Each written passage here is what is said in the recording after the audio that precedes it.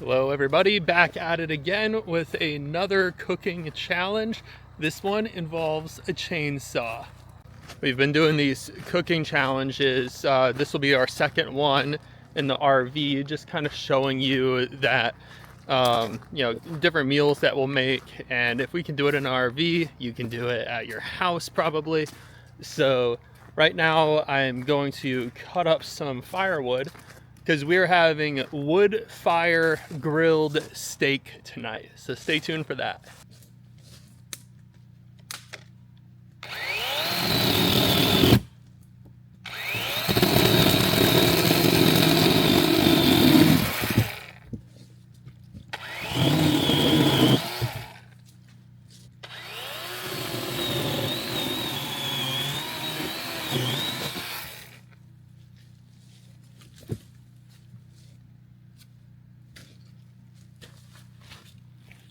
We've got Susanna coming along. Beautiful foliage we've got here as well. Susanna's such a great helper with firewood. All right, Susanna, could you take this wood back up to camp and I'll cut it up there, and I'm gonna get a few more pieces while I'm down here.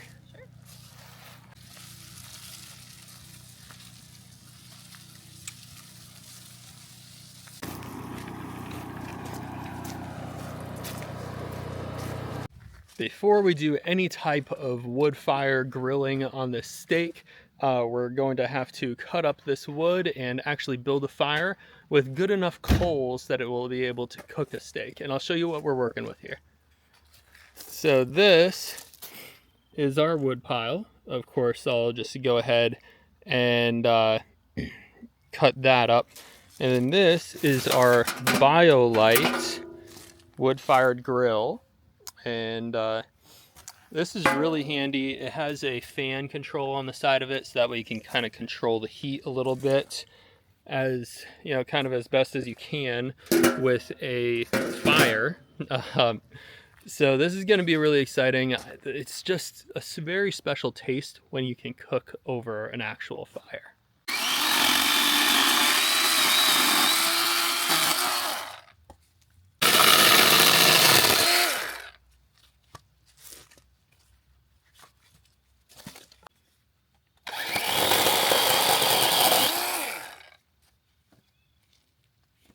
I just wanted to show you some of the beautiful fall foliage we have around our camper. Some beautiful trees, vibrant colors. I don't know if it's coming across on the camera, but it's just beautiful. And we are just so thankful that we can have a fire, because most of the places we have been recently have had burn bans, so we can't do a fire. So this is really great, and we're excited to cook over a fire tonight and just have those cozy, warm vibes. All right, we got the wood cut up and stacked, and we've got it in two separate piles. We've got the kindling section, which this is basically the small kind of like branches and twigs that can be used to start the fire with. And then we've got kind of the bigger wood section, which honestly, these are still kind of smaller in size. You can kind of see with my hand. But that's what's gonna actually have the coals that's gonna keep this fire going for us. And those bigger ones are gonna be the ones that are actually going to like kind of provide that oomph to cook our meat. Now, I will say, like, if we were trying to have a proper campfire and like chill out by it all night and stuff, we probably would have wanted to get bigger logs and probably like use an axe and split them and stuff, but we're just trying to cook right now, so that's what we're doing.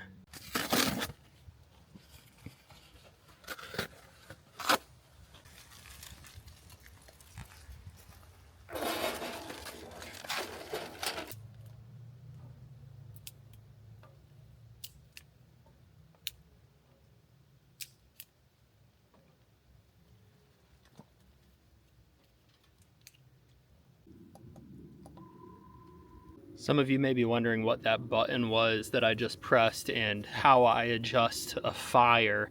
And I'm gonna show you how. So there's a battery bank. Let me turn the camera around.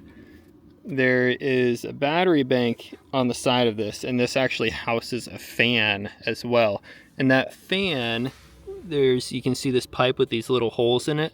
There's one there, there's one at the bottom, and there's one on this side as well. And that basically pumps air into the fire. And the more air, the more heat, the less air, the less heat. That's what I found. But in addition to that, it also helps it produce a more complete combustion. And when you have a more complete combustion, then there's actually less smoke. So it's very nice to not have as much smoke in my eyes when I'm trying to cook. I think this is advertised as like a totally smokeless campfire fire pit, but it's definitely not completely smokeless. But anyways, let's get this lit up and get some coals forming so we can cook this steak.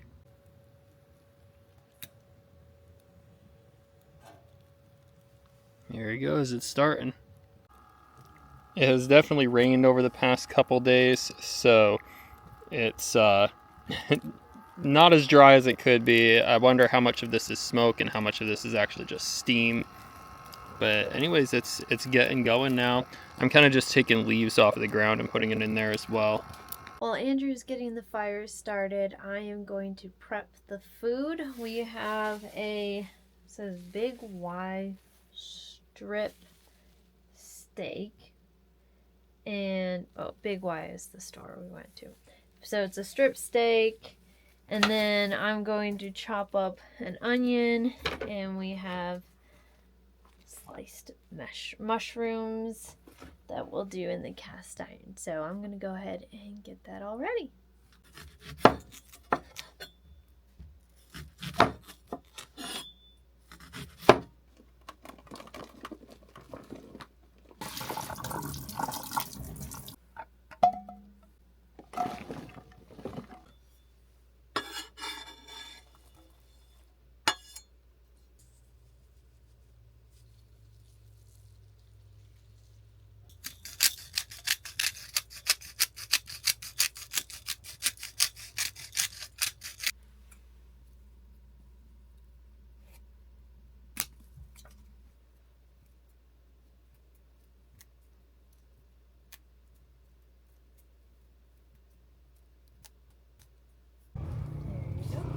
Thank you so much.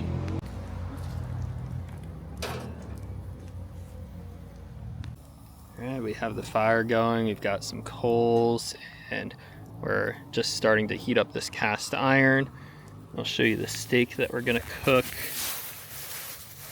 It's on sale, so we got a good deal on it. This is a strip steak. This one's actually really cool because it has the bone in it. Really love cooking meat that has the bone in it. But we will just go right onto the grill grate with that. And we'll let it all sizzle up for a while. It's about time to flip it. Loosen it up there. Alright, we got some nice charring going on. I'm going to put it over on this side now to kind of get it closer to the flame a little bit. Now we can cook that side. While that steak is cooking, we'll go ahead and give this a stir. I'm sure Susanna explained to you what this is inside. Go ahead and stir that up. That's cooking nicely. Okay, so we kind of have the steak going out of control a little bit here. Oh, that is bubbling there. That's a nice sear on that. Go ahead and flip it over. Get that other side. It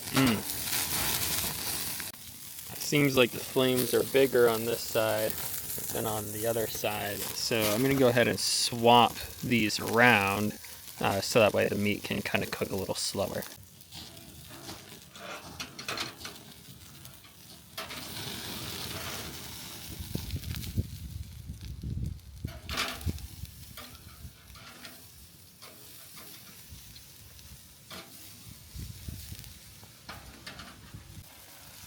This mushroom and onion skillet is starting to look really delicious. I mean, look at that. So good. Then we got the steak finishing up cooking over here. And guys, what a beautiful spot. Beautiful day for a fire and a cookout. So grateful. I took the skillet off because that looks like it's done cooking, and I used a meat thermometer on the steak, and it is not done cooking yet, so we're gonna go ahead and let that finish up, and I'll slice into it and show you the finished product. We forgot something, guys. We forgot to cook the broccoli. I mean, mushrooms are great with steak, but you don't want it to be the only thing, right? So we're gonna cook some broccoli out here too. And by the time the broccoli is done cooking, the steak should probably also be done cooking. And I don't know why, but my body has just been craving broccoli. So if you know why my body might be craving broccoli, let me know in the comments below. I don't know if that means something, but I'm gonna enjoy the fire and the surroundings. We got Susanna coming out with the broccoli. She's gonna put that right onto the grill. The fire kind of died, so I had to add more sticks to it. But thank you so much for bringing that out for me. You're welcome. Thank you for remembering, because I totally forgot. Gotcha. Got me. I got done cooking the steak, and I checked the temperature, and it cooked like so much faster than I thought it did. So now it's kind of like more overcooked than I would like it, but it's still definitely going to be a delicious steak. The time has come to cut into the steak. And yeah, definitely a bit more well done than I would have liked, but still, that is beautiful. The center is even better. I mean, look at that. Gotta do a little taste test. I'm just now remembering I forgot to add seasonings. So we're gonna have to put some salt and pepper and garlic on this after the fact. Susanna's dishing us up right now. Some broccoli on there. And look at this meal, you guys. And this is all done inside or outside of our RV. Really simple. If you have a fire pit at home, you can probably make a meal similar to this, or you can just make the steak on the grill. It doesn't have to be complicated, guys.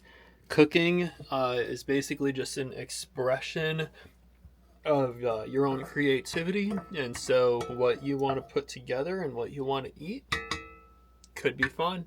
Anyways, we are going to go ahead and eat this meal, and make sure you subscribe to see more in this series where we are cooking in and around our RV. And thank you so much for watching. We'll see you in the next one.